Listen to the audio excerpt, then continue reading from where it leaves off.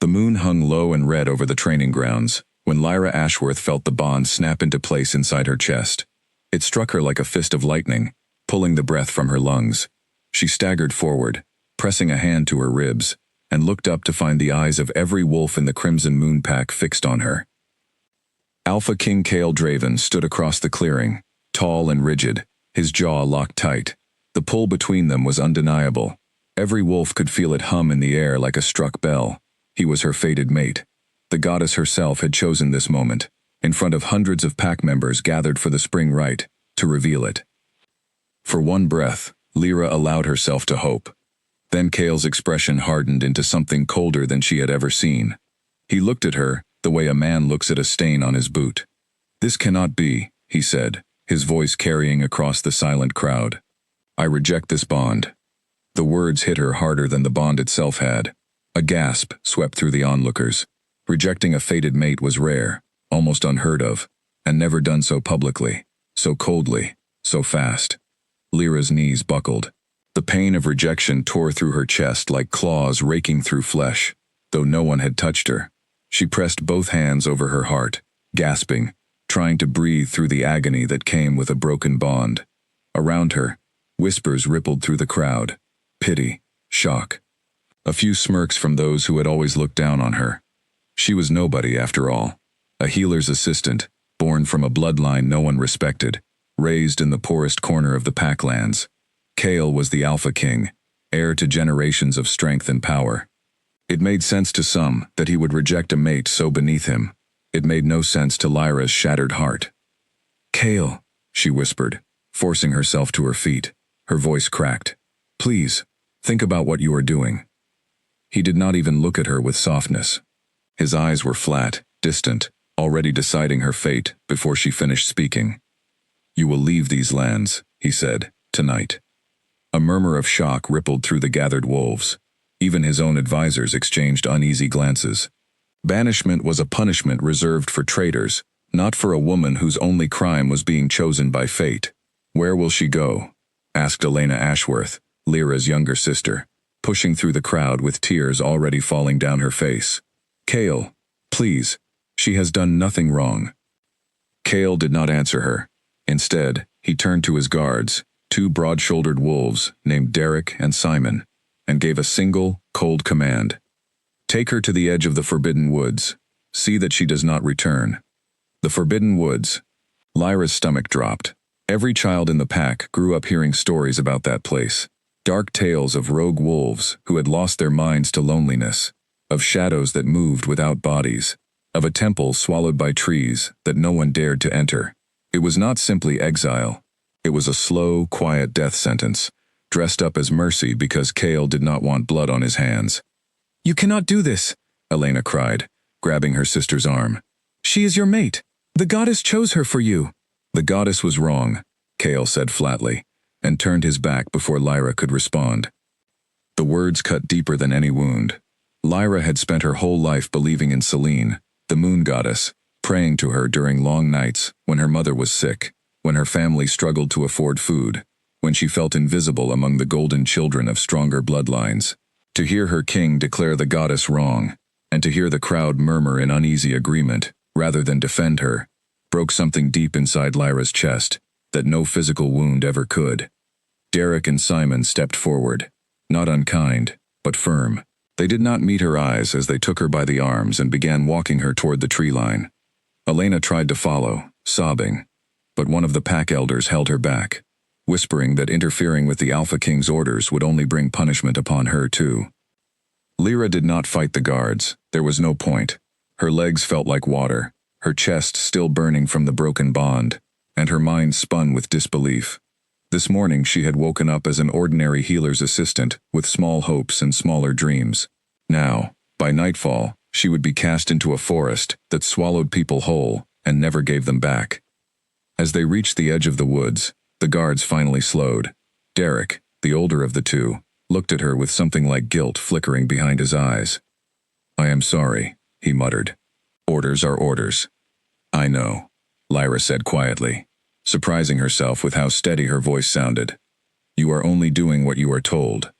Simon shifted uncomfortably. "There is a stream a mile in," Fresh water at least. Past that, we do not know what waits. No one who enters comes back to tell us. It was meant as help, she supposed, though it did little to comfort her. The trees ahead looked like a wall of darkness, their branches twisted and knotted together so tightly that no moonlight broke through the canopy. A cold wind rustled through the leaves, carrying with it a chill that had nothing to do with temperature. "Please," Lyra said, turning back one last time, hoping against hope. "Tell Kale that I never wanted his throne. I never wanted anything from him except—" She stopped herself. "Except love. Except acceptance. Except one small chance to be seen as more than a burden." Derek's face softened slightly. "I will tell him," he said, though his tone suggested he doubted it would matter. With that, the guards turned and walked away, leaving Lyra alone at the edge of the world she had always known. She stood there for a long moment, staring into the darkness ahead, feeling the last echoes of the broken bond throb dully in her chest, like a wound that refused to close. Behind her, faint torchlight flickered from the packlands, laughter and voices carrying faintly on the wind, life continuing, as if nothing had happened. Ahead, silence and shadow waited, patient and endless. She thought of her mother, who had passed 3 winters ago, and wondered what she would say if she could see her daughter now, rejected by a king and banished into legend. She thought of Elena, who would grow up without her, who would have to face the pack's judgment alone. She thought of the years she had spent quietly loving a boy who grew into a king, who saw her as nothing more than an inconvenience. Something inside her hardened at the thought. Grief was still there, raw and aching, but beneath it, something else began to stir. A small, stubborn flame of anger. She had done nothing to deserve this. She had loved without asking anything in return, had healed the sick and comforted the dying without complaint, had never once sought power or attention. And still, she had been thrown away like something broken and useless. If the forest was going to swallow her, she decided, it would not swallow her without a fight. Squaring her shoulders, Lyra Ashworth stepped into the shadows of the forbidden woods, leaving behind everything she had known and every person who had failed to defend her. The trees closed in around her almost immediately, blocking out the last traces of torchlight from the packlands. The air grew colder, heavier, thick with the scent of damp earth and old secrets. She walked for what felt like hours, following the faint sound of running water that Simon had mentioned, her thoughts a storm of grief, anger, and disbelief. Every snap of a twig beneath her feet sent a jolt of fear through her body. Every rustle in the underbrush made her heart pound. She had no weapon, no food, nothing but the clothes on her back, and the broken remains of a bond that had promised her everything and given her nothing. At last, she found the stream, its waters black and silver under the sliver of moonlight that managed to break through a gap in the canopy. She knelt beside it, cupping her hands to drink, and caught her own reflection staring back at her. Her face looked pale and hollow, eyes red-rimmed from crying, hair tangled from the struggle. She barely recognized herself. "You are still here," she whispered to her reflection, as if reminding herself of a fact she desperately needed to believe. "You are still breathing." A distant howl echoed through the trees, low and mournful, sending a shiver down her spine. She had no way of knowing if it belonged to a rogue wolf, a lost soul, or something far worse. She rose quickly, deciding that resting by the open water was not wise, and pressed deeper into the woods, searching for some kind of shelter before the night grew any darker. The deeper she went, the stranger the forest became. The trees here were ancient, their trunks wider than she had ever seen, twisted into shapes that almost looked deliberate, like the woods themselves had been shaped by something with intention rather than time alone. Moss hung from branches in silver strands that seemed to glow faintly, though there was no clear source of light. The air hummed with a quiet energy she could not explain, something that made the fine hairs on her arms stand on end. She stumbled over a hidden root and fell hard against the ground, scraping her palms and knees. Pain flared, but it was distant, muffled beneath the exhaustion pressing down on her. She lay there for a moment, breathing hard, staring up at the strange canopy above her, wondering if this was where her story would end, forgotten in the dirt of a forest that ate the discarded. Then she saw it. Through a break in the trees ahead, something pale and smooth caught the moonlight. Curious despite her exhaustion, She forced herself to her feet and limped toward it, her scraped palms stinging with every movement. As she pushed through a curtain of hanging vines, she found herself standing before the ruins of what must have once been a grand structure. Broken pillars rose from the earth, wrapped in vines and moss, arranged in a wide circle around a raised platform at the center. Faded carvings covered the stone, depicting a woman with flowing hair and outstretched arms, standing beneath a crescent moon. Lyra's breath caught in her throat. She recognized the symbol from the oldest prayers her mother used to whisper before bed. This was a temple to the moon goddess herself, buried and forgotten deep within the one place no one dared to venture. Exhaustion and desperation pushed aside her fear. She stumbled toward the platform, falling to her knees before the crumbling altar at its center. The same prayers her mother once taught her, spilling from her lips almost without thought. "Celine," she whispered, tears slipping down her cheeks. "If you are real, if you ever cared for someone like me, please, I do not know where else to turn." For a long moment, nothing happened. The wind stirred the leaves overhead, and somewhere in the distance, another howl rose and faded. Lyra closed her eyes, feeling the last of her strength drain away, the weight of the day finally crashing down on her all at once. Then, faintly at first, she felt warmth begin to spread across the stone beneath her hands. She opened her eyes to find the altar glowing with a soft silver light, pulsing gently like a heartbeat. The carvings around her seemed to shimmer, the ancient woman depicted in stone appearing, for just a moment, to move. Lyra's breath caught in her throat as the light grew brighter, wrapping around her like a gentle embrace. Whatever waited for her in this forgotten temple, she realized, was only beginning to reveal itself. And somehow, despite everything that had happened, despite the pain still throbbing in her chest, where a broken bond refused to fully heal, she felt something she had not felt in hours. Hope. The silver light wrapped around Lyra like water, warm and impossibly gentle, and for a moment she forgot the pain in her chest, forgot the cold biting through her torn clothes, forgot even the ache of Kale's rejection. She knelt frozen before the glowing altar, watching the carved figure of the woman on the stone seem to breathe, her stone hair drifting as though caught in a wind that did not touch anything else around her. "Do not be afraid," a voice said. It came from everywhere and nowhere, soft as moonlight on water, deep as the roots beneath the temple floor. "You have carried more pain tonight than most carry in a lifetime, little one." Lyra's whole body trembled. She lifted her eyes and found the light gathering above the altar, folding into the shape of a woman, tall and radiant, her form made of silver mist and starlight. Lyra had seen paintings of the goddess in the old shrine back home, faded portraits kept by the pack elders, but nothing had prepared her for the real thing. The goddess's eyes held galaxies, her presence pressed against the air like a held breath. "Celine," Lyra whispered, hardly daring to believe it. "You came." "I have always been here," Celine said, her voice carrying both warmth and a deep, old sorrow. "Watching, waiting, hoping the day would come when you would find your way to this place." Lyra shook her head, confusion cutting through her exhaustion. "I do not understand. Why me? I am no one. A healer's helper. My own mate looked at me tonight as though I were less than dirt beneath his boots." Kale Draven's eyes are clouded by fear and pride passed down through generations of leaders who valued strength over truth, Celine said, and though her tone did not rise, something in it carried the weight of quiet anger. "He does not yet understand what he has thrown away, but that is a lesson for another night. Tonight, you must understand who you truly are." Lyra's heart pounded. "Who I truly am?" Celine raised a hand, and the air around the temple shimmered. Images began to form in the space above the altar, ghostly and translucent, like memories pulled from the deep well of time. Lyra saw a woman standing at the head of a great council of wolves, her hair long and dark, a crown of silver leaves resting upon her brow. Warriors knelt before her. The land around her glowed faintly, alive with the same silver light now surrounding Lyra. "This was Aveline," Celine said, "the first wolf queen. She ruled not through fear, but through the blessing of the moon itself. She protected the weak, welcomed the outcast, and gave every wolf pack a place to belong. Regardless of bloodline or birth, she was loved fiercely, and for a time, the packs knew a peace they had never known before or since." "What happened to her?"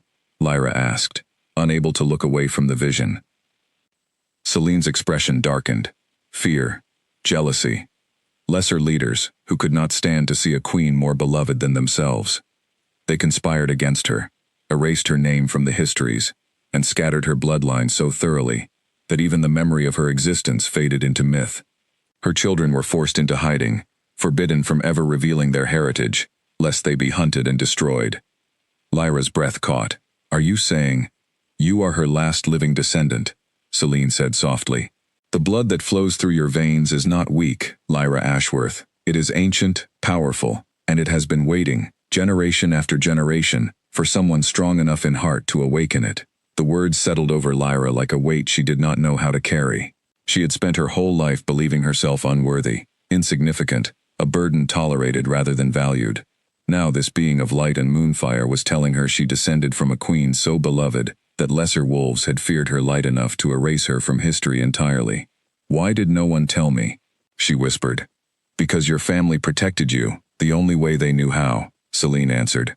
"Your mother knew fragments of the truth, passed down in whispers through generations, prayers taught in secret, never fully explained, for fear the wrong ears might hear and understand what they meant. She kept you safe by keeping you hidden, even from yourself." Lyra thought of her mother, of the quiet nights spent teaching her prayers to the goddess that no one else in the pack seemed to remember, of the strange, sad look in her mother's eyes whenever anyone asked about their family's history. It had never made sense before. Now, pieces began sliding into place with painful clarity. "What do I do now?" Lyra asked, her voice barely above a whisper. "I have nothing. No pack, no home, no bond. I was thrown into these woods to disappear." Selene's form drifted closer, and though she had no physical hands, Lyra felt something like warmth brush against her cheek, gentle as a mother's touch. "You were not thrown away, child. You were set free." Kale Draven's rejection, cruel as it was, broke the chains that would have bound your true power beneath a bond meant for a lesser life. Fate does not always look like blessing in the moment it arrives. Sometimes it wears the mask of loss. "Free to do what?" Lyra asked, frustration bleeding into her voice for the first time. "Free to die alone in a forest that swallows everyone who enters it? Free to become what you were always meant to be," Selene said, and for the first time, something like a smile touched her radiant features. "Rise, Lyra Ashworth. Let the blood of Aveline awaken within you." The light around the altar surged, wrapping fully around Lyra's kneeling form. She gasped as warmth spread through her veins, chasing away the cold, chasing away the pain of the broken bond, replacing it with something new entirely. Her skin tingled, her senses sharpened until she could hear the individual heartbeat of every creature moving through the forest around the temple, could smell the mineral tang of the stream she had passed hours earlier, could feel the pulse of the earth itself beneath her knees. "What is happening to me?" she gasped, gripping the edge of the altar as the sensation intensified. "The awakening," Selene said. "It will not happen all at once. Power like this must be earned, learned, grown into over time. But tonight, the door has opened. What you do with what lies beyond it will be entirely your choice." The light began to fade slowly, retreating back into the stone from which it came, and Selene's form grew fainter, as though the effort of the encounter had drained something from her as well. "Wait," Lyra called out, panic rising at the thought of being left alone again so soon. "Please, do not go. I do not know what to do. I do not know how any of this works." "You are stronger than you believe, little queen," Selene said, her voice growing distant, though no less warm. "The forest will test you. Some of its creatures will threaten you, and others will surprise you with loyalty you never expected. Trust your instincts. Trust the blood in your veins. And remember, Lyra, rejection is not the end of your story. Sometimes it is merely the door the goddess uses to lead her chosen ones toward the destiny they were always meant to claim." "How will I know what to do?" Lyra asked desperately as the light continued fading. "You will know," Selene said, "when the moon is full and your heart is ready. Until then, survive, grow, and do not let bitterness harden what should instead become strength." With those final words, the silver light vanished entirely, leaving Lyra alone once more in the crumbling temple, surrounded by darkness and the distant sounds of the forest at night. But something had changed. She could feel it in the way her heartbeat now matched the slow rhythm of the earth beneath her, in the way her eyes seemed to pierce the darkness more easily than before. in the strange new strength humming quietly beneath her skin. She rose from the altar slowly, testing her legs, and found them steadier than they had been in hours. The scrapes on her palms had already begun to close, the pain fading to a dull memory. She looked down at her hands in wonder, turning them over in the pale moonlight filtering through the broken temple roof. A rustling sound broke the silence, and Lyra spun toward it, every sense on high alert. A pair of golden eyes glowed from the tree line, low to the ground, watching her with clear intent. A rogue wolf, she realized, larger than any she had seen within the packlands, its fur matted and scarred from years of solitary survival. Old fear rose in her chest, but beneath it, something new stirred as well. A steadiness, a quiet certainty that had not been there before. "I am not afraid of you," she said aloud, surprising herself with how true the words felt as they left her mouth. The wolf tilted its head, studying her with something like curiosity rather than aggression. For a long, tense moment, neither of them moved. Then, slowly, the great wolf lowered itself to the ground in a gesture that looked almost like a bow, and Lyra felt the strange new power inside her stir in response, recognizing something ancient passing between them that she did not yet fully understand. Whatever waited for her deeper in the forbidden woods, she realized, standing tall before the crumbling temple of a goddess who had chosen her against all odds, she would not face it as the broken, rejected woman Kael Draven had cast aside. She would face it as someone new. Someone the forest itself seemed to already sense was different. Someone whose story, rather than ending in these dark trees, was only just beginning to unfold. 3 weeks passed in the forbidden woods, and with each rising moon, Lyra Ashworth changed a little more. The rogue wolf that had bowed before her that first night, a scarred old creature the other wolves called Bram, had not left her side since. He had once been part of a small pack broken apart by a cruel alpha many years earlier, and something in Lyra's presence seemed to draw him the way the tide is drawn to the moon. She learned quickly that survival in these woods required more than simple caution. Every day brought new tests. She learned to read the shifting patterns of birds overhead, a warning sign of predators moving through the underbrush. She learned which plants could heal a wound and which could poison a careless tongue, knowledge that came surprisingly easy to her, as though it had always lived somewhere deep inside her blood, waiting to be remembered rather than newly learned. But the greatest change was the power stirring beneath her skin. It began small, a warmth in her palms when she concentrated, a faint silver shimmer along her fingertips during moments of strong emotion. Then, on the night of the first full moon since her banishment, everything shifted at once. She had been sitting near a small fire she had learned to build using flint found near the temple ruins, staring up at the enormous glowing moon overhead, when the warmth in her hands surged without warning. Silver flames erupted from her palms, dancing and curling like living things, throwing light across the small clearing without producing any heat that burned her skin. Bram, resting nearby, lifted his head and let out a low, awed sound, something between a whine and a growl. Lyra stared at her own hands in shock, watching the moonfire flicker and dance obediently around her fingers. She thought of retreating, of pulling the strange power back inside herself out of fear. Instead, remembering Celine's words about trusting her instincts, she allowed herself to feel curious instead of afraid.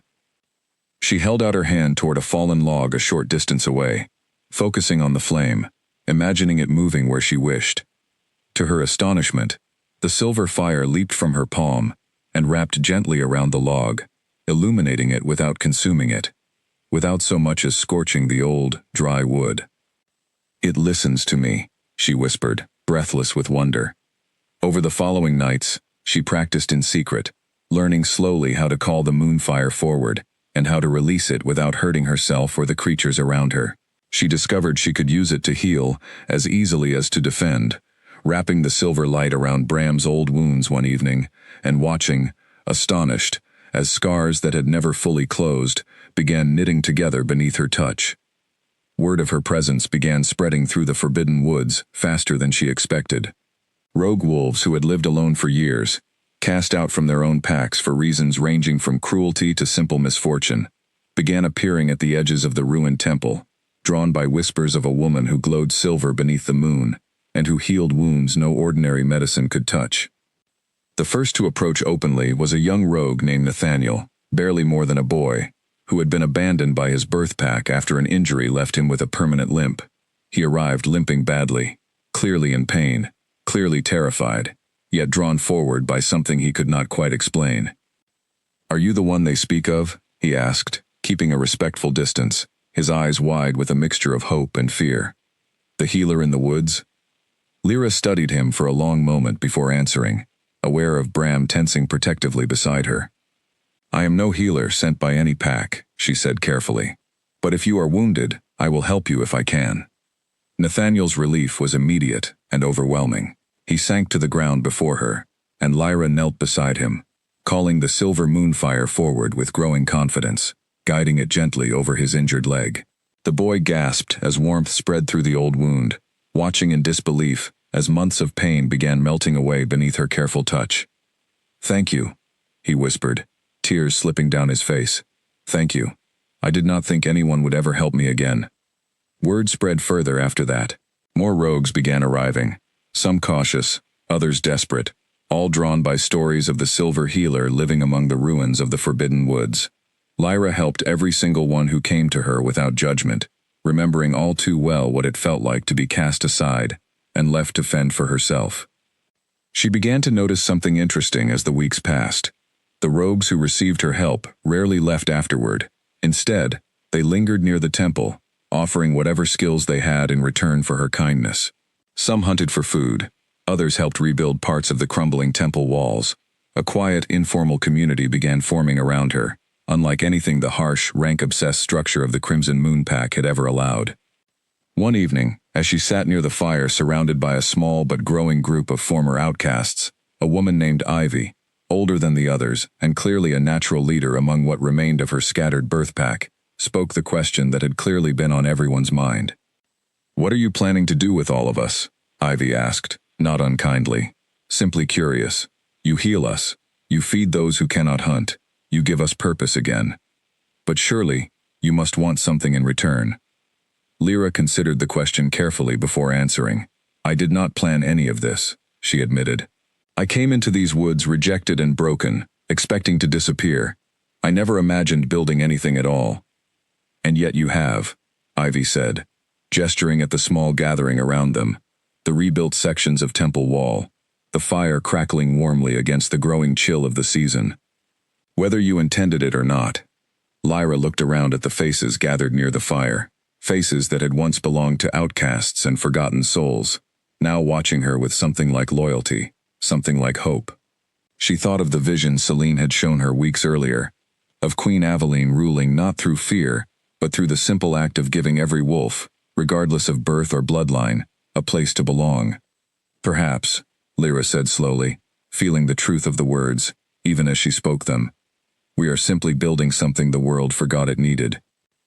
That night, after the others had settled into whatever shelter they had managed to construct near the temple ruins, Lyra walked alone to the altar, where she had first met Celine weeks earlier. She knelt before the ancient stone, feeling the familiar hum of quiet power beneath her palms. "I do not know what I am building," she whispered into the darkness, "but I no longer feel like the woman who was thrown away. Show me what comes next, Celine. I am ready to listen." The stone remained silent that night, offering no immediate answer, but Lyra found she no longer needed one delivered instantly. She had survived rejection. She had survived the Forbidden Woods, and slowly, without fully realizing it, she had begun building something the Crimson Moon Pack, with all its rigid rules about bloodline and worth, had never managed to create. A place where the rejected were not forgotten, but welcomed. She rose from the altar and looked out at the small fires flickering through the trees, at the quiet community, slowly taking root among ancient ruins, once thought cursed. Whatever waited for her in the seasons ahead, she understood now, with a clarity that had been entirely absent the night Cale Draven cast her aside, that she was no longer simply surviving. She was becoming something the forest itself seemed to recognize, something the old carvings on the temple walls, depicting a queen beloved by all who followed her, seemed to whisper was always meant to rise again. By the time 2 months had passed since her banishment, the community growing around the temple ruins had swelled into something Lyra could no longer think of as a simple gathering. Nearly 40 wolves, now called the Clearing Home, former rogues and outcasts who had found in her presence something they had been denied elsewhere. acceptance without condition. Lyra spent her mornings tending to the sick and injured among them, her afternoons practicing the growing strength of her moonfire, and her evenings listening to the concerns and stories of those who had chosen to stay. She was, without ever intending the title, becoming something like a leader, though she still flinched slightly whenever anyone referred to her that way. It was Ivy who first suggested formal structure was needed. "You cannot keep healing every wound and settling every dispute alone," Ivy said one afternoon, watching Lyra finish tending to a young rogue's fever. "The group grows larger every week. Soon you will need help managing what you have built, whether you meant to build it or not." Lyra wiped her hands on a cloth, considering the words carefully. She had never sought leadership. She had never wanted power, only safety, only a place where she and those like her would not be discarded for the crime of being different or weak. Yet here she stood, surrounded by wolves who looked to her for guidance, for healing, for hope. "What would you suggest?" Lyra asked. Ivy smiled slightly, the expression softening, years of hardship etched into her face. "A council, perhaps. Those among us with skills in hunting, building, defense, and healing, working together under your guidance, rather than leaving every decision resting solely on your shoulders." The idea took root quickly. Within days, a small council had formed, made up of Ivy overseeing organization, Nathaniel, healed and now walking without pain, managing communication between smaller groups scattered through the woods, and a quiet, steady woman named Grace, overseeing the defense of their growing settlement. The moonfire within Lyra continued growing stronger with each passing full moon, and she found herself capable of feats she could never have imagined during her old life within the Crimson Moon Pack. She could call silver light bright enough to illuminate the darkest corners of the forest. She could sense the presence of injured creatures from surprising distances, drawn instinctively toward those in need of her help. Most remarkably, she found she could extend the healing warmth of her power not only to wolves, but to the forest itself, coaxing withered plants back to life, clearing poisoned patches of earth that had clearly been touched by some old, forgotten cruelty. One crisp evening, as autumn began settling over the forbidden woods, a commotion arose near the edge of their settlement. Grace came rushing toward the temple, her expression tight with urgency. "Lyra," she called, "you need to see this." Lyra followed quickly, her heart pounding with concern, and found a small group of wolves gathered around a young woman, collapsed near the tree line, her clothes torn, her body covered in cuts and bruises. Lyra recognized the pack markings on the torn remains of the woman's clothing immediately. "Crimson Moon. She is from Kale's pack," Grace said quietly, confirming Lyra's suspicion. Lyra knelt beside the injured stranger without hesitation, calling her moonfire forward, watching the silver light wrap gently around the woman's wounds. As the healing began its work, the woman's eyes fluttered open, wide with confusion and fear. "Where am I?" she whispered. "You are safe," Lyra assured her gently. "What happened to you?" The woman, who introduced herself shakily as Clara, explained through halting breaths that she had been cast out of the Crimson Moon Pack after failing to produce results during a critical hunt, deemed too weak to remain useful by pack leadership, grown increasingly harsh and demanding under strain. She had wandered blindly into the forbidden woods, expecting death, only to stumble upon their settlement instead. "Things have grown worse within the pack," Clara added, once her wounds had mostly closed beneath Lyra's careful attention. "Since Alpha King Kale rejected his fated mate months ago, he has changed. He grows more demanding, more impatient. Warriors who once respected him now fear him instead. Whispers say the goddess has withdrawn her favor from Crimson Moon entirely." Lyra's chest tightened at the mention of Kale, old wounds she had thought mostly healed threatening to reopen. She said nothing for a long moment, simply continuing her careful work on Clara's remaining injuries. "Do you know why he rejected her?" Grace asked gently, glancing toward Lyra with obvious curiosity, unaware of the full truth of her leader's identity. Clara shook her head. "Only rumors. Some say she was a weak-blooded healer, unworthy of a king. Others say she vanished into the forbidden woods the very night of her rejection, and was never seen again." She paused, studying Lyra's face more carefully. "Strange," she murmured. "You remind me somewhat of the descriptions I heard." A tense silence fell over the small gathering. Lyra met Ivy's curious gaze briefly, before returning her attention to Clara's wounds. Deciding the full truth of her identity was a story best shared carefully, and not all at once. "The forest holds many strange faces," Lyra said simply, deflecting the observation without confirming or denying it outright. Clara, exhausted from her ordeal, did not press further, though Lyra noticed the thoughtful expression lingering on the young woman's face as she finally drifted into healing sleep. Later that evening, once Clara had been settled comfortably near the fire, Ivy approached Lyra quietly, her expression serious. "You are the rejected mate," Ivy said, not as a question, but as a statement of fact finally understood, the one all these rumors describe. Lyra hesitated only a moment before nodding. "I did not think it mattered whether any of you knew the full truth of how I came to these woods. It changed nothing about who I have tried to become since." "It matters," Ivy said gently. "Not because it changes our loyalty to you, but because it explains so much of what we have built here. You did not simply survive rejection, Lyra. You transformed it into something powerful enough to draw an entire community of the forgotten and discarded toward you." Lyra looked out at the small fires flickering across their growing settlement, at the faces of wolves who had once been outcasts, finding safety and purpose within a community built from nothing but rejection and ruin. "Kale's pack grows more troubled," she said quietly, almost to herself. "More wolves like Clara will likely find their way here in the seasons ahead. And when they do," Ivy said firmly, "we will be ready to help them, just as we helped her." Lyra nodded slowly, feeling the truth of Celine's earlier words settle more firmly within her chest. Rejection was not always the ending it appeared to be in the moment it struck. Sometimes, if a person chose to grow through it rather than break beneath it, rejection could become the very foundation upon which something entirely new and unexpected was built. She thought of Kale, of the growing troubles Clara described within Crimson Moon, and felt no satisfaction in his difficulties, only a quiet, distant sadness for the pack she had once considered home. Whatever came next, she understood with growing certainty.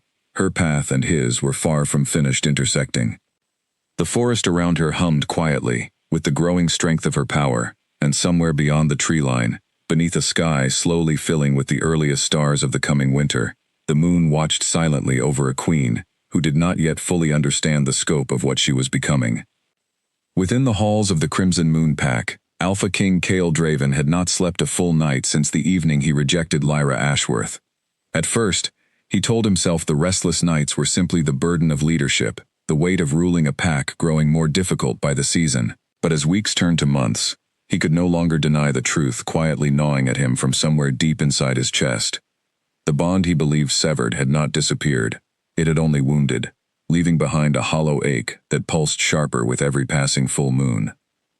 He stood alone on the balcony of his chambers one crisp evening, staring out at the moon rising slowly over the tree line, feeling that same familiar tug in his chest, faint but undeniable, like a thread pulling him towards something he had thrown away, without fully understanding its value.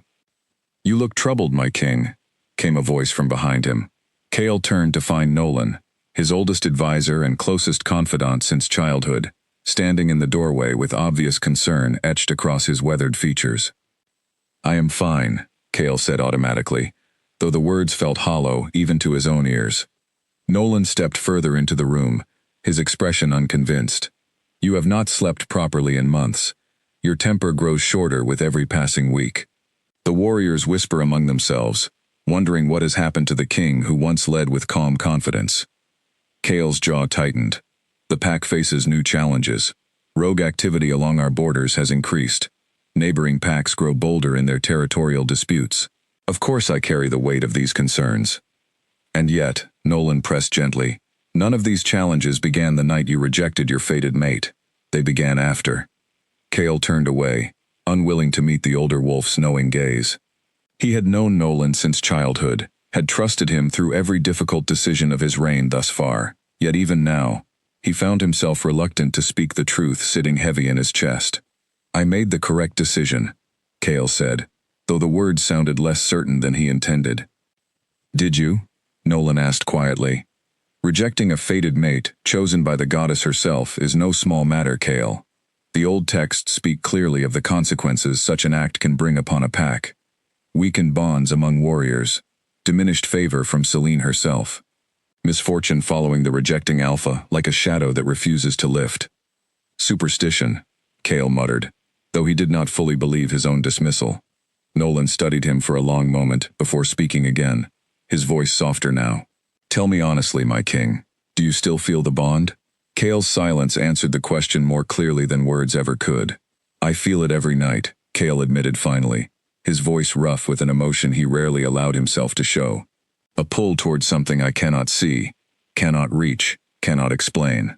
I told myself, rejecting her would end the connection entirely. Instead, it feels as though I severed only half of something meant to remain whole, leaving the wound open and raw, rather than healed. Then perhaps, Nolan said carefully, your decision was made too quickly, driven by pride and fear rather than wisdom.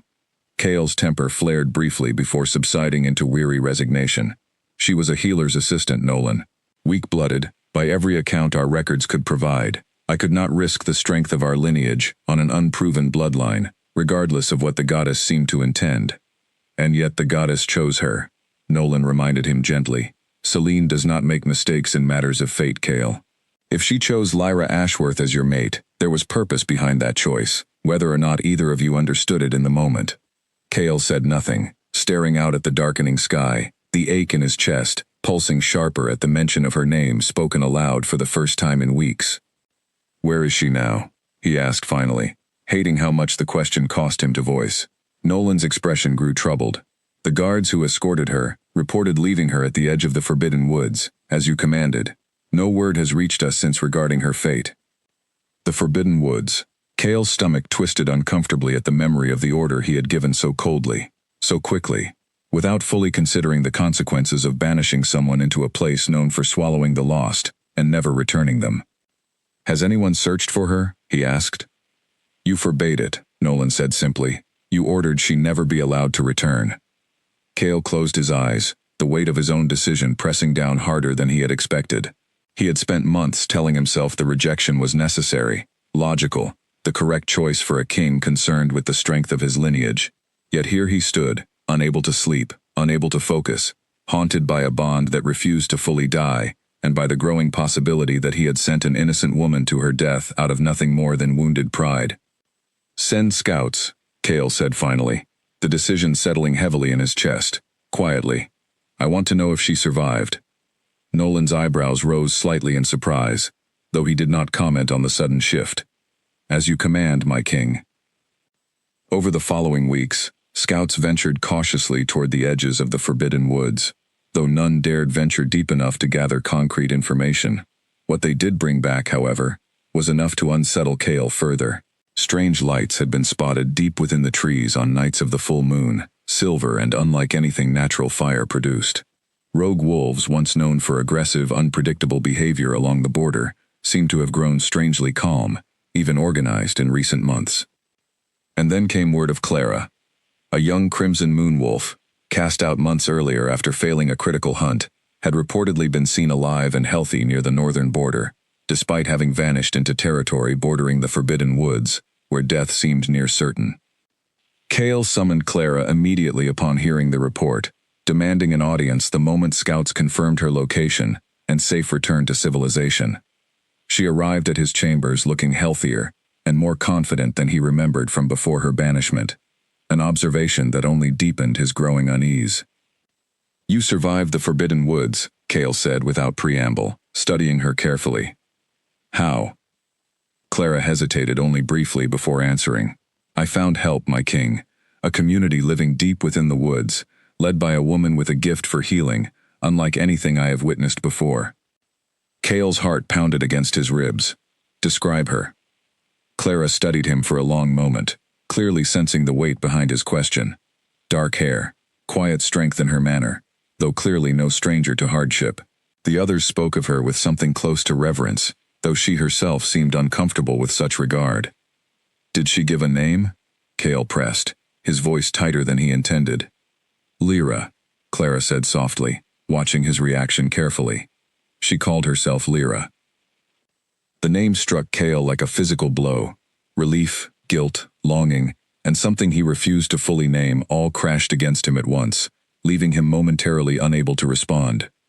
"She is alive," he said finally, more to himself than to Clara. "Alive," Clara confirmed, "and, from what I witnessed, thriving. She has built something remarkable within those woods, my king. A refuge for the rejected and the forgotten, healed and protected by a power that seemed almost sacred in its nature." Cale dismissed Clara shortly after, needing time alone to process the flood of emotion crashing through him. Lyra was alive, not merely alive, but flourishing, building something meaningful from the very rejection he had forced upon her. The ache in his chest pulsed sharper than ever, no longer simply pain, but something closer to yearning. For the first time since the night of her banishment, Cale allowed himself to fully consider the possibility that his decision, made so quickly out of fear and misplaced pride, had been the single greatest mistake of his reign. And somewhere deep within him, a resolve began forming, quiet but unshakable. He would find her. Whatever it took, whatever pride he needed to swallow, whatever forgiveness he needed to earn, Cale Draven decided, as he stood alone, beneath the same rising moon that had witnessed his rejection months earlier. He would find Lyra Ashworth, and face whatever consequences awaited him for the choice he had made. The night of the harvest moon arrived with a stillness that felt different from any other Lyra had experienced since her banishment. The air itself seemed to hum with anticipation, the temple ruins glowing faintly beneath moonlight, brighter and more silver than she had ever seen it. Even Bram, usually calm and steady beside her, paced restlessly near the altar, sensing something significant approaching. Ivy noticed it too. "Something feels different tonight," she observed, watching the unusually bright moonlight pool across the temple stones. Lyra felt it as well, a pull toward the altar stronger than anything she had experienced since her very first night in the Forbidden Woods. She made her way toward the ancient stone slowly, drawn by an instinct she no longer questioned, and knelt before it exactly as she had months earlier, broken and desperate for guidance. This time, however, she knelt as someone entirely different, stronger, steadier, surrounded by a community she had built from nothing but rejection and resilience. The silver light rose from the altar almost immediately, swirling and gathering with a brightness that outshone every previous encounter, until Celine's radiant form stood fully before her once more solid, more present than Lyra had seen since that very first night. "You have grown," Celine said, her voice warm with something like pride. "Beyond even what I hoped, little queen."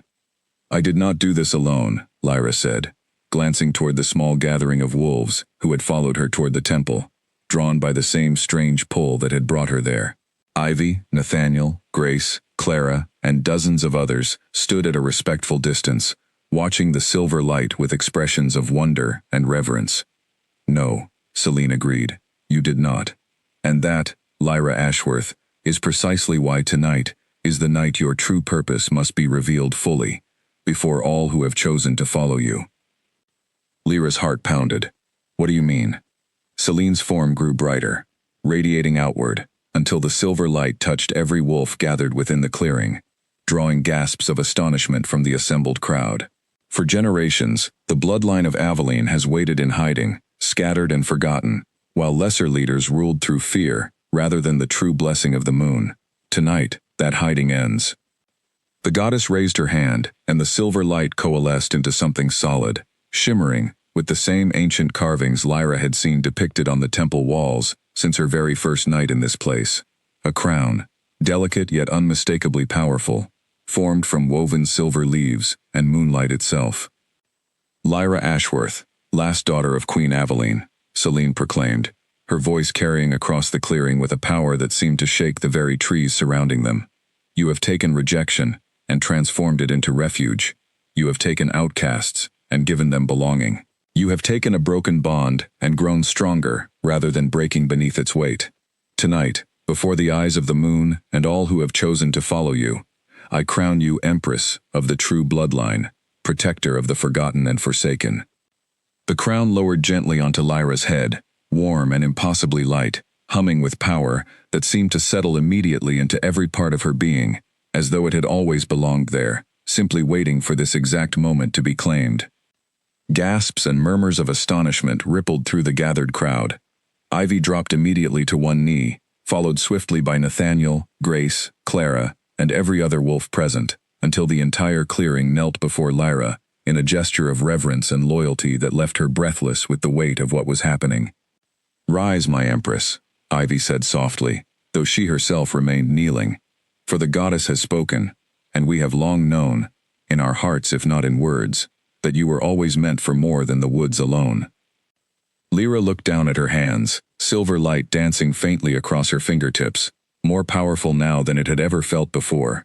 The crown upon her head pulsed gently in time with her heartbeat, and she felt, for the first time since the devastating night of her rejection, a sense of complete belonging, complete purpose, unclouded by doubt or fear. "I did not ask for this," she said quietly, though there was no hesitation in her voice, only quiet acceptance of a truth she could no longer deny.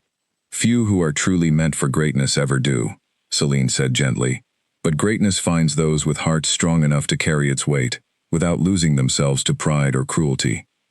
You have proven yourself worthy 100 times over these past months, Lyra. The crown is simply the world finally recognizing what was always true." Selene's form began to fade slowly, though her voice lingered a moment longer. "Your path grows more difficult from here, Empress. Word of your rise will not remain hidden within these woods forever. Those who once rejected you will come seeking what they threw away, and choices harder than any you have faced will test the strength you have built." "Will you guide me?" Lyra asked, though she suspected the answer even before Selene responded. "I have given you all you need to guide yourself," Selene said, her light growing fainter with each word. "Trust the community you have built. Trust the strength within your own heart. And remember, always, that true power lies not in domination, but in the courage to protect those the world has cast aside." With those final words, the goddess's light faded completely, leaving Lyra standing alone before the ancient altar, crowned and transformed, surrounded by a community of former outcasts, now kneeling before her in complete loyalty and devotion. Ivy rose first, moving to stand beside her with quiet confidence. "What do we do now, Empress?"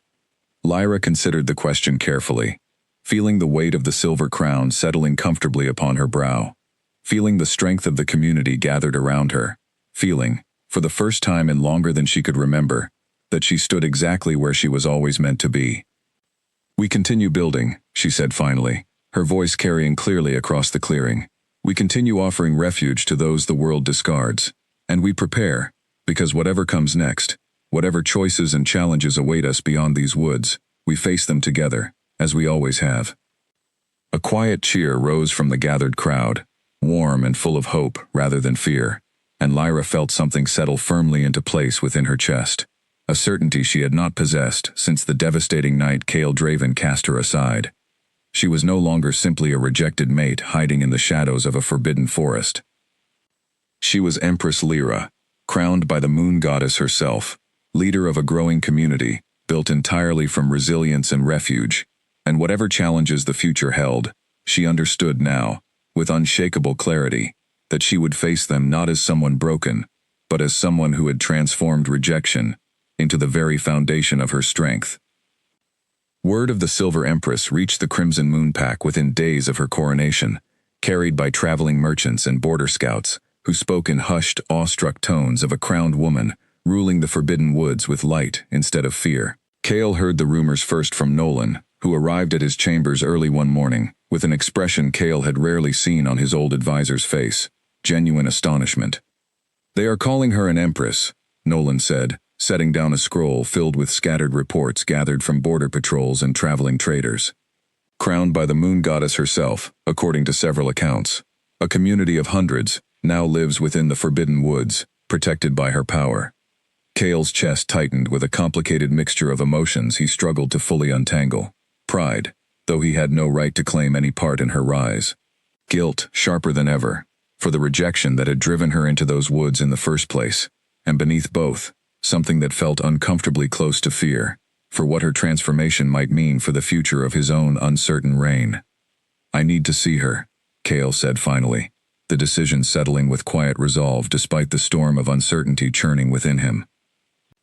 Nolan studied him carefully. "The Forbidden Woods have never been safe territory, Kael, crowned empress or otherwise, and even if you reach her safely, there is no guarantee she will welcome your presence after everything that has happened." "I know," Kale admitted. But I cannot continue living beneath the weight of this mistake without at least attempting to make things right. 3 days later, Kale set out alone, toward the edge of the forbidden woods, refusing Nolan's insistence on bringing guards for protection. If he was going to face Lyra again, he decided, he would do so without the trappings of his kingship, without warriors standing between them, carrying nothing but the truth of his regret, and whatever courage he could summon for the encounter ahead. The woods felt different than the stories suggested.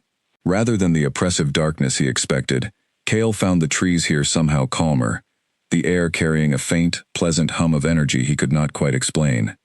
He followed the increasingly worn path deeper into the forest, guided partly by instinct, and partly by the faint, persistent pull of the bond still lingering in his chest, growing stronger with every step he took. He found the settlement almost by accident, stumbling through a break in the trees into a clearing filled with modest but sturdy shelters, tended gardens, and dozens of wolves going about daily tasks with a sense of calm purpose, entirely absent from the increasingly tense atmosphere within his own packlands. A tall woman with steady eyes intercepted him almost immediately, flanked by 2 other wolves who moved with clear defensive readiness. "You are not welcome here without explanation, stranger," she said firmly, though not unkindly. "I am looking for Lyra," Kale said, his voice rougher than he intended. "Lyra Ashworth." Recognition flickered across the woman's face, followed quickly by something harder, more guarded. "You are the Alpha King," she said, not as a question. Kale nodded slowly. "I am." The woman, who Kale would later learn was named Ivy, studied him for a long, tense moment before speaking again. "She may not wish to see you." "I understand," Kale said, "but I need the chance to try, regardless of what she decides." Ivy hesitated, clearly weighing the request carefully, before finally gesturing for him to follow her deeper into the settlement. They walked in tense silence, past curious onlookers who watched Kale, with expressions ranging from wariness to open hostility, clearly having heard the stories of what had driven their Empress into these woods in the first place. They found Lyra near the temple ruins, kneeling beside an elderly wolf, tending carefully to a wound with gentle hands that glowed faintly silver in the afternoon light. Kale's breath caught in his throat at the sight of her, transformed so completely from the broken woman he had banished months earlier. She rose slowly as Ivy approached, her expression shifting from calm focus to visible shock the moment her eyes landed on Kale standing at the edge of the clearing. "Kale," she said, his name escaping her lips before she could stop it, though her tone carried none of the warmth it once might have held. "Lyra," Kale said, his voice catching with an emotion he had not expected to feel so overwhelmingly the moment he stood before her again. "I need to speak with you." Silence stretched between them, tense and heavy, while the surrounding settlement seemed to hold its collective breath, watching the confrontation unfold. "You have some courage coming here," Lyra said finally, her voice steady, despite the storm clearly churning behind her eyes. "After everything." "I know," Kale said. "I do not deserve the chance to explain myself. But I needed you to know that rejecting you was the greatest mistake of my life, and I have regretted it every single day since." Lyra's expression remained carefully guarded, though something flickered briefly behind her eyes at his words. "Regret does not undo humiliation, Kale. It does not undo banishment into a forest meant to kill me. It does not undo the months I spent believing myself worthless, because the person fate chose for me looked at me like I was nothing." "You are right," Kale admitted, the words costing him more than he expected. "Nothing I say now can undo what I did that night. But I am asking, regardless, for the chance to try to make amends, however long that process might take." Lyra studied him for a long, silent moment, and Kale found himself holding his breath, uncertain what response he expected, uncertain what response he even hoped for, beyond the simple, desperate need to be heard. "You are not the same man who rejected me," she said finally, though her tone remained cautious rather than warm. "But I am not the same woman you rejected either. I built something here, Kale. Something real, something meaningful, entirely separate from the bond you tried to sever." "I can see that," Kale said quietly, looking around at the thriving community surrounding them. "You built something remarkable." "I did not build it for you," Lyra said firmly. "And I will not abandon it, or the people who depend on me, simply because you have finally decided the bond matters after all." I am not asking you to abandon anything, Kale said quickly. I only ask for the chance to earn back some measure of your trust, however small, however long it takes. Lyra was quiet for a long moment, studying him carefully, weighing the sincerity in his expression against the memory of the humiliation and pain he had caused her months earlier. You may stay, she said finally, and observe what has been built here, but you will earn nothing through words alone, Kale. If you truly wish for any measure of forgiveness, you will need to show it through actions, not apologies. Relief flooded through Kale's chest, tempered by the clear understanding that whatever path lay ahead would require far more than simple words to repair the damage his pride and fear had caused. I understand, he said, and I am willing to prove it, however long that takes. Lyra turned back toward the elderly wolf, still waiting patiently for her attention, the conversation clearly at its end for now. But as Kale watched her resume her healing work with the same quiet strength that had transformed rejection into an entire thriving community, he understood with growing clarity that the woman standing before him bore little resemblance to the broken healer he had cast aside so carelessly months earlier.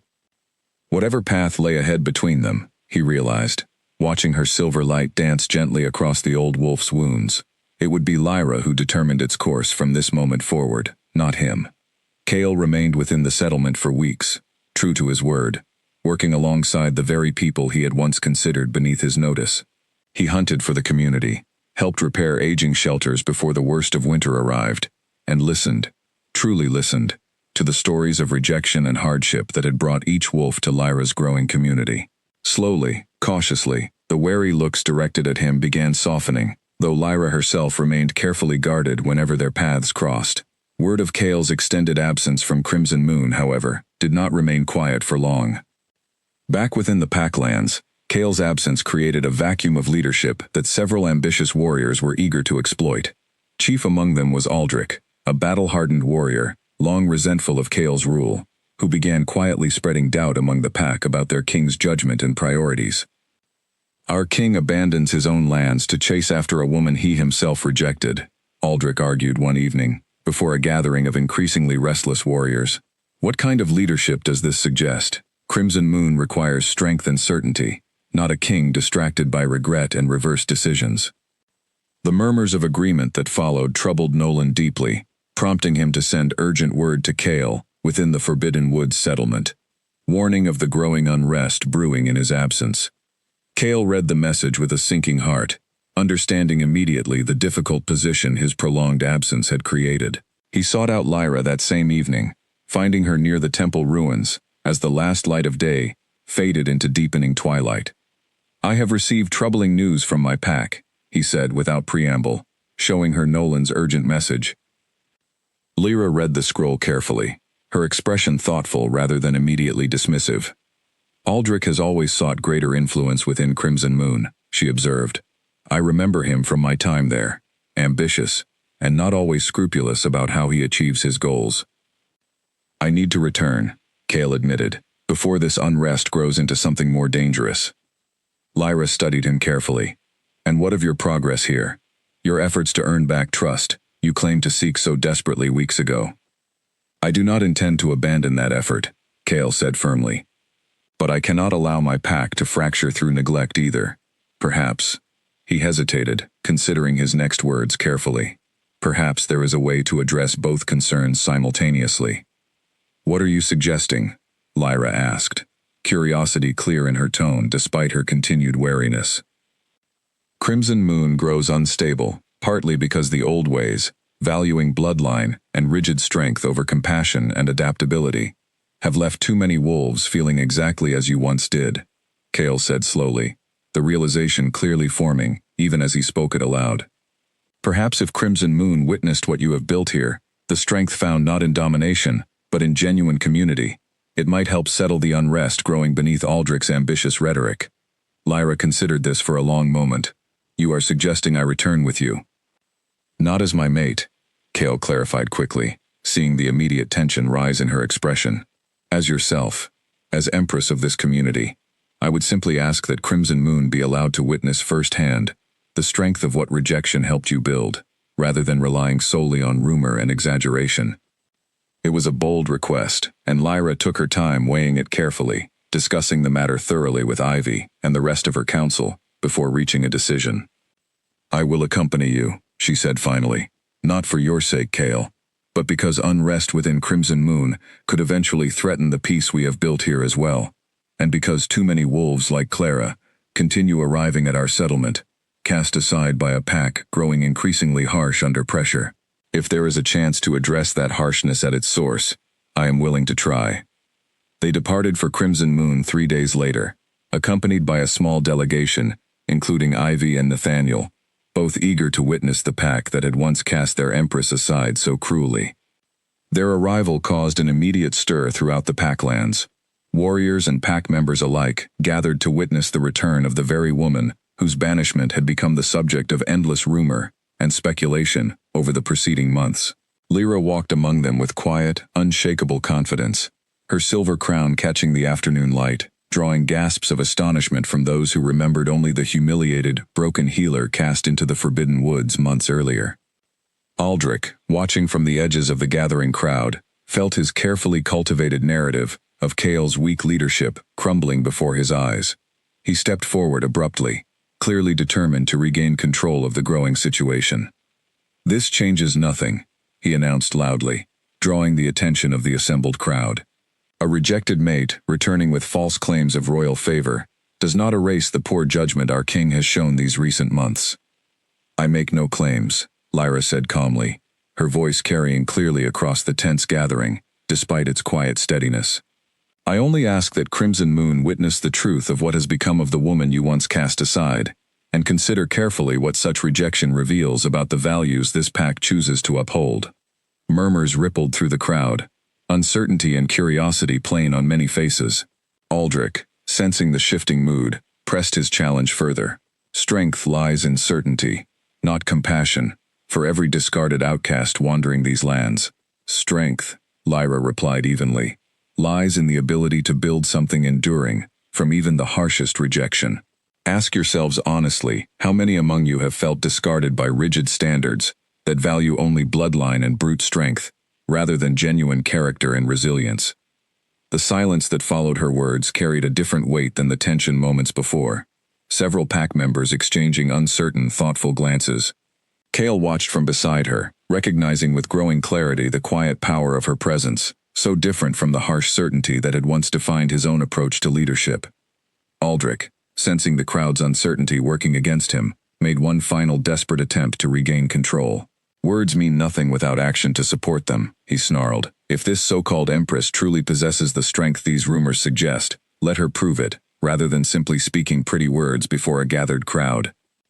The challenge hung heavy in the tense evening air, and Lyra met Aldrich's hostile gaze steadily, feeling the quiet hum of her moonfire stirring readily beneath her calm exterior, prepared for whatever confrontation his challenge might ultimately demand. Aldrich's challenge could not simply be ignored, not with the entire pack watching, uncertainty and doubt already stirring among warriors who had once followed him without question. Kale stepped forward immediately, positioning himself protectively beside Lyra. "This is unnecessary," he said firmly, addressing Aldrich directly. "She has no obligation to prove anything to this pack." "On the contrary," Aldrich countered smoothly, sensing an opportunity to reclaim the crowd's wavering attention. "If she truly carries the blessing of the moon goddess herself, surely she has nothing to fear from a simple demonstration." Before Lyra could respond, a sudden commotion erupted at the edge of the gathering. A wounded scout stumbled into the clearing, breathless and bleeding, warning of a large rogue force approaching rapidly from the northern border, led by a scarred alpha named Draven Voss, infamous throughout the region for ruthless ambition and a hunger for territorial conquest that had left several smaller packs devastated in recent years. "He seeks to exploit the unrest within Crimson Moon," the scout gasped, clearly exhausted from his desperate flight to deliver the warning. "His forces move faster than expected, my king. They will reach our borders before nightfall." The tension of Aldrich's earlier challenge dissolved instantly into urgent preparation, warriors scrambling to organize defenses against the sudden, unexpected threat. Kale's expression hardened with the familiar weight of command, years of leadership instinct taking over despite the personal turmoil of recent months. "Gather every able warrior," he ordered swiftly. We cannot allow Voss to breach our borders while the pack remains divided. Lyra stepped forward without hesitation, the earlier challenge from Aldrich forgotten entirely, beneath the more immediate danger threatening the pack lands. I will help however I am able, she said firmly. Cale turned to her, surprise and gratitude mingling in his expression. You do not owe Crimson Moon your protection, Lyra, not after everything this pack allowed to happen to you. I am not protecting Crimson Moon for your sake, Cale, Lyra said steadily. I am protecting it because innocent wolves, warriors and families alike, will suffer if Voss succeeds in exploiting this moment of weakness. That matters to me regardless of old grievances. The battle preparations moved swiftly as evening deepened into night, warriors gathering at the borders, while Lyra's own delegation, including Ivy and Nathaniel, moved quickly to assist wherever their unique skills could prove useful. Nathaniel, once a limping outcast unable to defend himself, now moved with confident purpose, helping organize defensive positions alongside seasoned Crimson Moon warriors.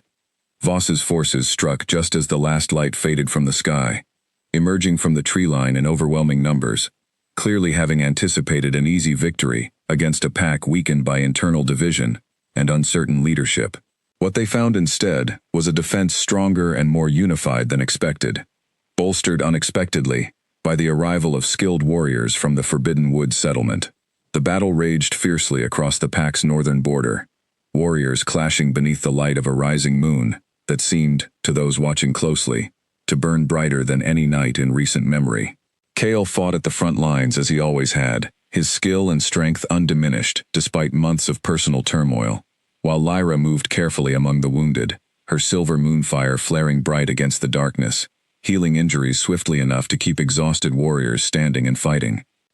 It was during the battle's most desperate hour that Voss himself broke through the defensive lines, moving directly toward Cale with clear intention to end the conflict decisively by eliminating Crimson Moon's leadership entirely. Cale met the larger Alpha's challenge head-on, the two locked in fierce combat that drew the attention of warriors on both sides. Voss's experience and brutal ambition nearly proved too much, driving Cale back with a series of powerful strikes that left him staggering, clearly overmatched against an opponent who had built his reputation through countless similar conflicts. Just as Voss prepared to deliver what appeared to be a decisive blow, a surge of silver light erupted between them, forcing the rogue Alpha backward with a force that clearly startled him. Lyra stood firm beside Cale, her moonfire blazing with an intensity greater than any she had summoned before, driven by an instinct to protect rather than any calculated decision. This ends now, she said firmly, her voice carrying an authority that silenced the surrounding chaos of battle. Voss studied her for a long moment, clearly recognizing the true source of power, now standing before him. The Silver Empress, he said, something like grudging respect entering his harsh tone. I had wondered if the rumors held any truth. Leave these lands, Lyra commanded, her moonfire flaring brighter still, and take whatever remains of your forces with you, before this conflict costs more lives than your ambition is worth. For a tense, suspended moment, it seemed Voss might press his challenge regardless of the clear power now arrayed against him. Then, with visible reluctance, he signaled his forces to retreat, clearly recognizing that whatever advantage he believed Crimson Moon's internal unrest might provide had evaporated entirely beneath the combined strength now facing him. As Voss's forces withdrew into the darkness, exhausted cheers rose from the Crimson Moon warriors, relief and gratitude plain on faces that had, mere hours earlier, questioned whether their pack could withstand the sudden threat at all. Cale turned to Lyra, breathless from the battle, his expression carrying a depth of gratitude and renewed respect that went far beyond simple relief at their survival. You saved us, he said quietly. I saved everyone who did not deserve to suffer for Voss's ambition, Lyra corrected gently, though there was no coldness in her tone, only quiet honesty. That includes you, Cale, whether either of us fully expected it tonight or not. Around them, the pack began the slow process of tending to the wounded and assessing the damage of the brief but fierce conflict, while Aldrich, watching from the edges of the settling chaos, found his earlier challenge and doubts about Cale's leadership rendered entirely irrelevant beneath the undeniable truth of what Lyra's strength had just accomplished for the pack that had once cast her aside so carelessly. The bond between Cale and Lyra, dormant and wounded for months, flickered faintly back to renewed life somewhere in the quiet aftermath of battle, though Lyra made certain, even amid the relief and gratitude of the moment, that neither Kale nor anyone else watching mistook this renewed flicker for anything resembling forgiveness freely given. In the days following the battle against Voss's forces, Crimson Moon settled into an uneasy but genuine peace, the pack drawing together with a unity it had not known in months. Word of Lyra's decisive intervention spread quickly throughout the packlands and beyond, reaching neighboring territories that had, until now, known her only through fragmented rumors and exaggerated legend. Aldrich, humbled and stripped of whatever influence his earlier challenges had gained him, approached Kale quietly, a few days after the battle, offering a rare and genuine apology for the doubt he had sown during the king's absence. Kale accepted it, with the measured grace of a leader who understood that unrest, however troubling, often revealed truths about a pack's deeper needs that comfortable stability tended to hide. Lyra remained within Crimson Moon for several additional weeks following the conflict, working alongside pack healers to address lingering injuries, and, more significantly, working alongside Kale and his advisors to reshape certain rigid pack traditions that had, for generations, cast aside wolves deemed insufficiently strong or well-bred. Slowly, cautiously, changes began taking root, changes inspired directly by the community Lyra had built from nothing within the Forbidden Woods. Wolves once considered too weak for meaningful roles within the pack found themselves welcomed into positions suited to their genuine talents, rather than judged solely by lineage or brute strength. Healers gained greater respect and resources. Outcasts who might once have faced banishment for minor failings instead found paths toward redemption and belonging. Kale watched these changes unfold with a growing understanding of exactly how much his old approach to leadership had cost the pack, and how much richer Crimson Moon might become by embracing the values Lyra had demonstrated so powerfully through her own transformation. One evening, as the last preparations were made for Lyra's eventual return to her own settlement within the Forbidden Woods, Kale sought her out near the training grounds where their bond had first, so cruelly, been revealed and rejected many months earlier. "You could remain here," he said quietly, watching her carefully. "Crimson Moon has changed because of what you brought to it. I understand if you have no wish to remain permanently, but I wanted you to know, the offer stands, regardless of what you decide." Lyra considered his words thoughtfully before responding. "Crimson Moon is not truly my home any longer, Kale.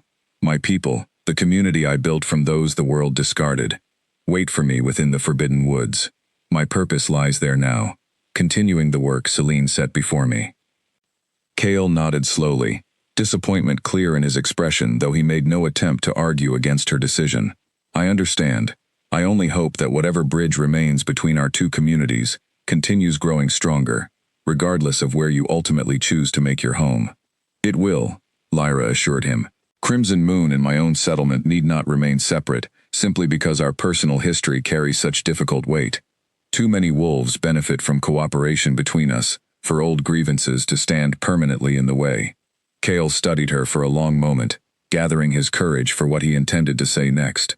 "I do not ask for the bond to be restored, Lyra. I understand I forfeited any claim to that the moment I rejected you so cruelly before the entire pack. But I wanted you to know, regardless of what future our paths take, that I no longer view what happened that night as anything other than the greatest failure of my life." Lyra's expression softened slightly, though her steady composure remained largely unchanged. "I appreciate hearing that, Kale, and I no longer carry the same bitterness I once did toward you, or toward that night. But appreciation and forgiveness are not quite the same as restored trust, and trust, once broken as thoroughly as ours was, takes far longer to rebuild than any single conversation or battle fought side by side." "I understand," Kale said quietly. "I am willing to be patient, however long that process requires, if you are willing to allow the possibility at all." Lyra considered this carefully, weighing months of pain and growth against the genuine transformation she had witnessed in Kale throughout his weeks working alongside her community, and, more recently, throughout his handling of Crimson Moon's internal unrest and external threats.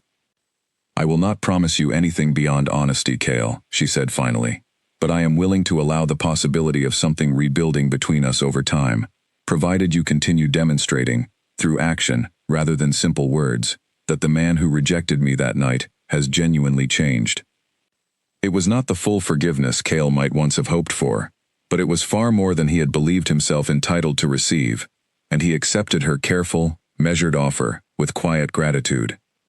3 days later, Lyra departed Crimson Moon, returning to the Forbidden Woods, alongside Ivy, Nathaniel, and the rest of her delegation, carrying with her the beginnings of a genuine alliance between two communities that had once seemed destined for permanent separation. Kale watched her departure from the edge of the Packlands, the familiar pull of their bond humming quietly in his chest, no longer painful, but patient, hopeful, willing to wait however long the rebuilding process required. Back within her own settlement, Lyra resumed her role as Empress with renewed purpose, her community continuing to grow, as word spread of the alliance now forming between the Forbidden Woods and Crimson Moon. More wolves arrived seeking refuge, and more found it, welcomed without judgment, into a community built from the very rejection that had once threatened to destroy her entirely. Standing before the ancient temple altar one final evening, watching her people move confidently through the settlement she had built from nothing but heartbreak and resilience, Lyra allowed herself, for the first time, to consider fully how far she had traveled since the devastating night of her banishment. She had been cast aside, humiliated before an entire pack, banished into a forest expected to destroy her entirely. Instead, she had found within that same forest a goddess who saw her true worth, a community that valued her for exactly who she was, rather than the bloodline she carried, and ultimately, a crown and purpose greater than anything she could have imagined during her old life as an overlooked healer's assistant. Kale's path toward earning genuine trust remained long and uncertain, and Lyra made no promises regarding where that path might eventually lead. But she stood now, crowned and confident, leader of a community built entirely upon the principle that rejection need not become an ending, surrounded by wolves who had, like her, transformed their own painful pasts into unshakable strength. The moon rose high and bright above the temple ruins, silver light bathing the settlement in gentle radiance, and Lyra Ashworth, once banished and broken, now Empress of the forgotten and forsaken, looked out over everything she had built and understood, with complete and unshakable certainty, that whatever challenges the future still held, she would face them, not as someone the world had discarded, but as someone who had risen, entirely on her own terms, to claim exactly the destiny the moon goddess had always intended for her.